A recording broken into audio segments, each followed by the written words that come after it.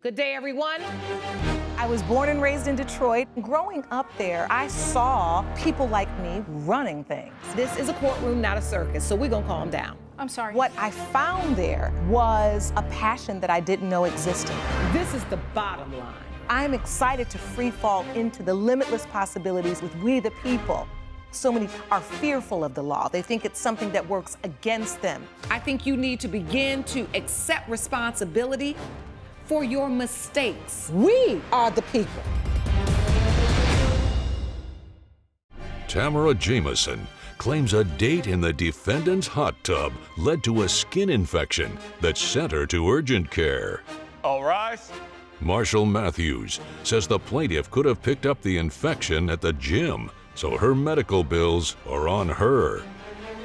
Court is now in session. The Honorable Judge Lauren Lake presiding.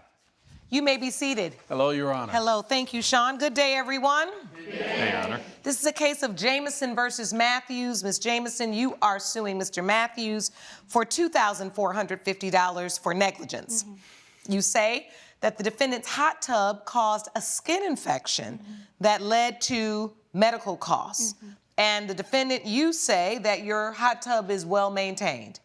All right, Ms. JAMISON, tell the court when you were using the defendant's hot tub and how you believe you got a skin infection. Yes. So I met Mr. Matthews on a dating app. We had gone on 2 dates together. It was fine. We went for coffee, then on a hike, and then he asked me to come over to his place to cook me dinner.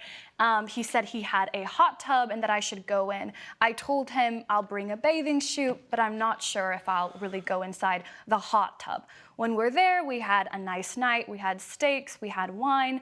I got into the hot tub. At first, I noticed it was a little green. I was a little scared about its condition. It had a kind of a weird smell. I asked him, "Are you sure it's clean?" He said, "You know, don't be such a princess. Don't be so high maintenance about it." What did it smell like? It smelled like some weird, I don't know, minerals in some way, like sulfur kind of. I just guessed maybe. You've never smelled that smell in a hot tub? No, not in a hot tub, no. And so I explained that to him. He said, "Don't be so high maintenance, it's fine," whatever. I go in, we have a nice night.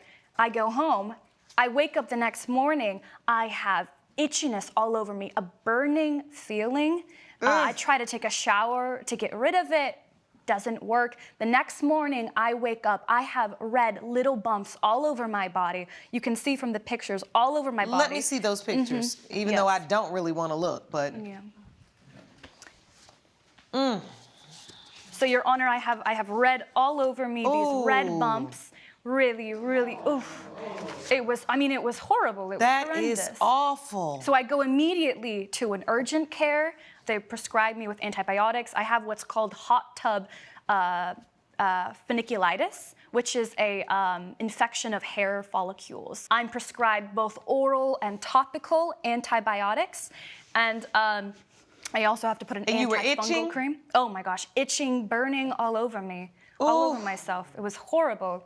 I also had a pre-planned spa day that was non-refundable with 5 of my best friends. I'm an esthetician. I take skincare so seriously.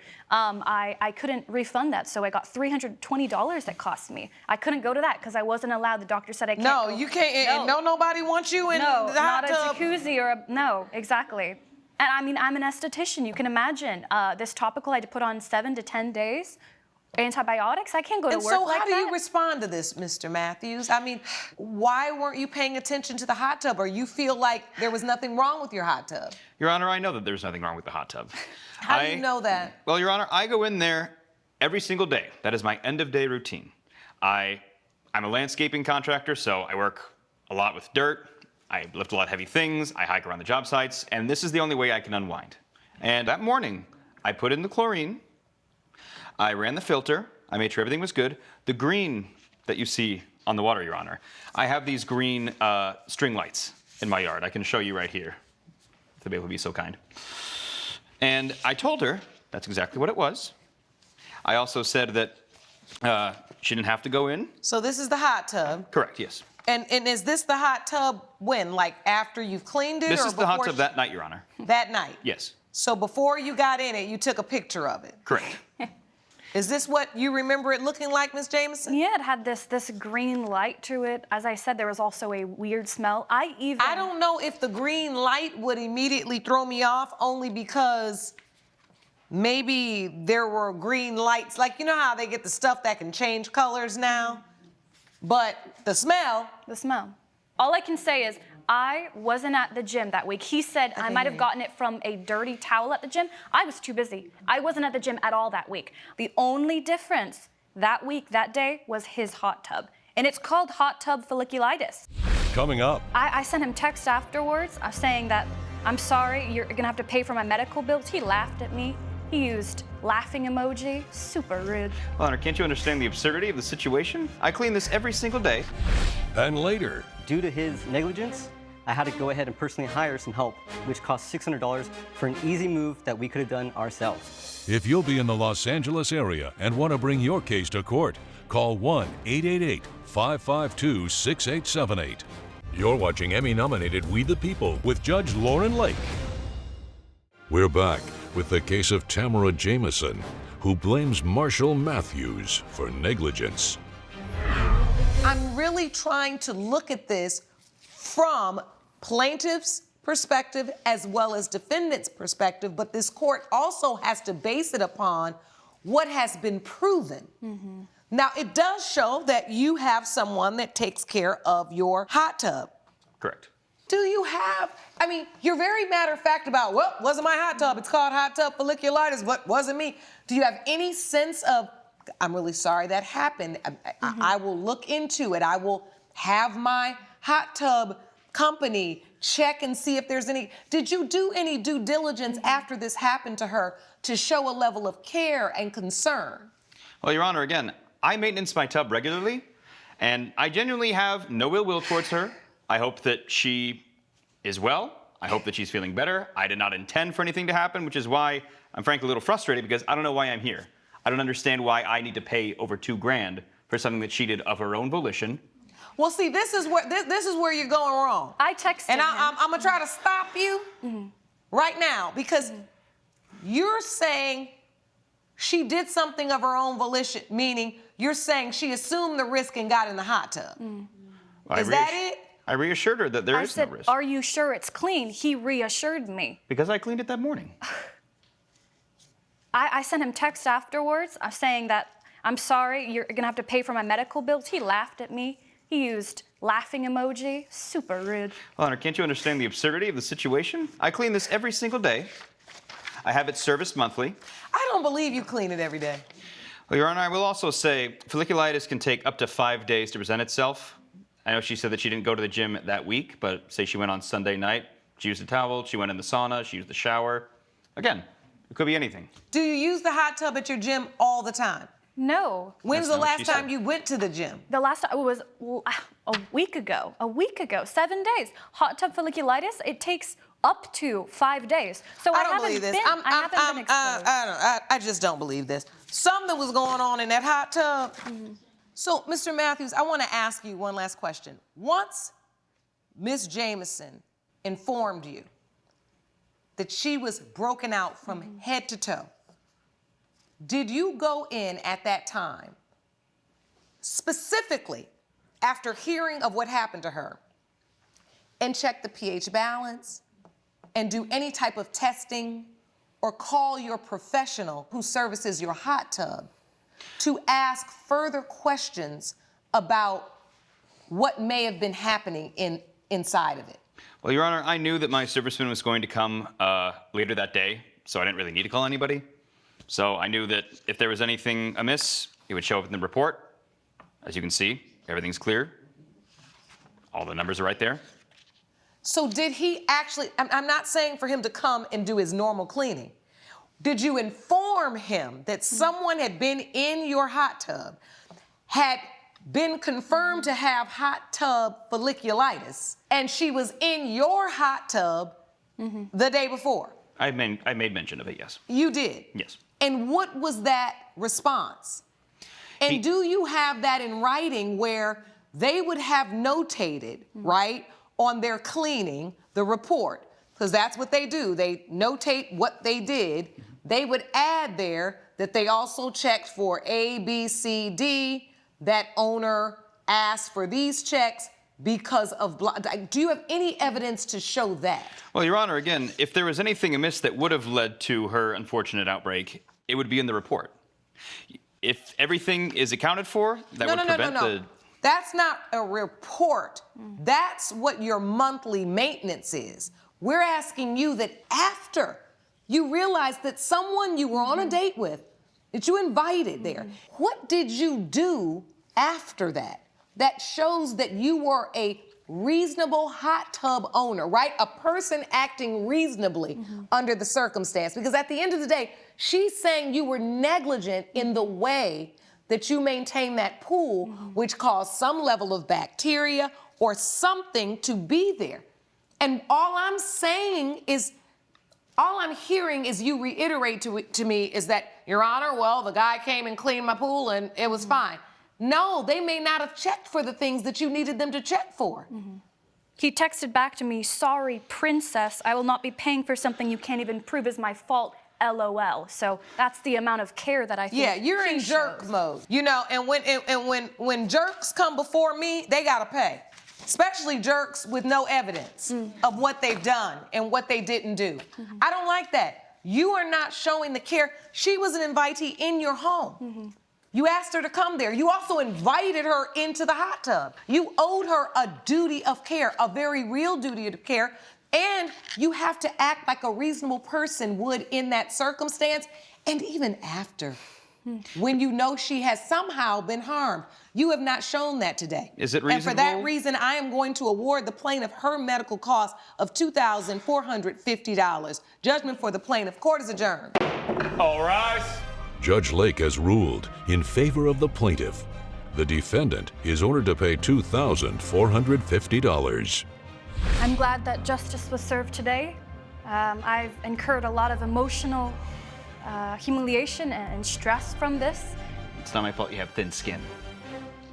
Coming up, And the next morning I was too hungover and I didn't have the strength. Does anybody have any text messages that shows you saying, "Hey man, can we not start early in the morning? Can we go at like 5:30 or?" I don't have them with me. I didn't think so.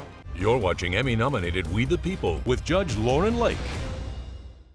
Ron Soto claims he and his friend agreed to help each other with their moves, but the defendant bailed and he had to hire movers.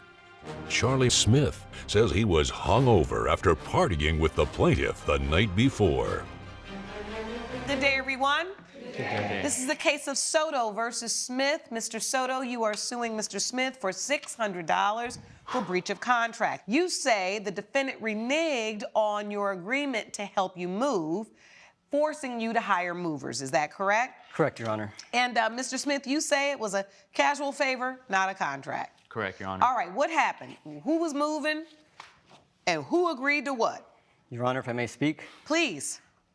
So we've been friends for 10 years since high school.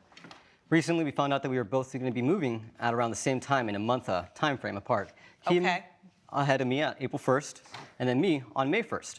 Okay. And so he was the one that actually contacted me and stated, "Hey, would you like to do a trading favor?"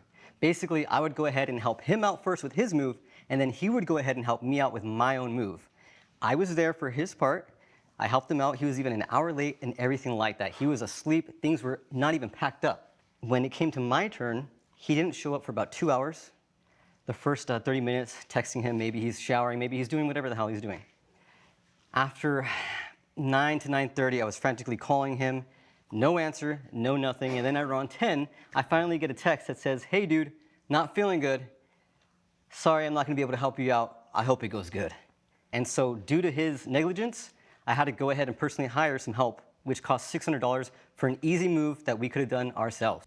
Coming up, So it was 4 of us, and we had a few drinks, and there was not as much pizza to balance out the beer. Oh, And so the he next, had the ratios wrong. right. And then, yes, Your Honor. you're watching Emmy-nominated We the People with Judge Lauren Lake.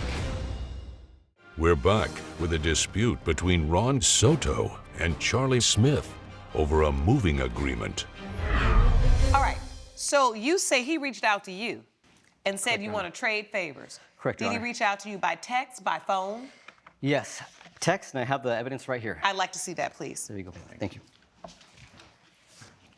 And so where were you moving? Like from apartment to apartment or house to house? I was renting a room, and so finally I had enough money to go ahead and afford my own apartment, and I was just doing that simple transition, and I wanted some simple help from a friend. just like All I right. So I see here, text message, I move in May. You're out April 1, right? Correct, Your Say Honor. yeah, April 1. How about we trade favors? Yes, Your Honor, I'd like to clarify that I said favor trade, and I think this is being misinterpreted as a contract or an agreement when I was just trying to do a simple favor for a friend. No, you And- didn't do the favor. That's the Right. problem. That's why you the defendant. No, you're right, I didn't do it. But what I'm saying is, I think that, you know, I was just trying to do a favor for my friend. The night before we were supposed to move out, we had a little get together at his place, and we got some pizza, and he had a 36 pack of beers. So, and we had 2 other friends over, so it was 4 of us. And we had a few drinks, and there was not as much pizza to balance out the beer. Oh, And so the he next, had the ratios wrong. Right. And then, yes, Your Honor. And then the next morning I was too hungover, and I didn't have the Does strength. anybody have any text messages that shows you saying, hey man, can we not start early in the morning? Can we go at like 5:30 or? I don't have them with me. I didn't Your think Honor. so. Because you wasn't going at 5:30. Well, Judge Lake's verdict when We the People returns. You're watching Emmy-nominated We the People with Judge Lauren Lake. This is a situation where this court has to determine whether a favor between friends really amounted to a contractual obligation. And here, based upon these text messages, I'm really glad that you presented these text messages because they really tell the story. Good. He had to incur $600 in expenses because he needed to be out at that day and time. He did not have the luxury of rescheduling it. Not only that, but you have testified in open court that you basically were irresponsible the night before by getting drunk, which set yourself up to not being there to perform your part of the bargain. For this reason's judgment for the plaintiff for $600. And I hope you know that ain't your friend. Court is adjourned. wow. Oh, Thank you, Your what? Honor. Thank you. Judge Lake has ruled in favor of the plaintiff. The defendant is ordered to pay $600. I think that this could have been handled a more proper way instead of suing your own friend for $600. I have love for you too, bro. I hope you do good in life, and I want nothing but the best for you, okay? All right, gentlemen, please, right out this way.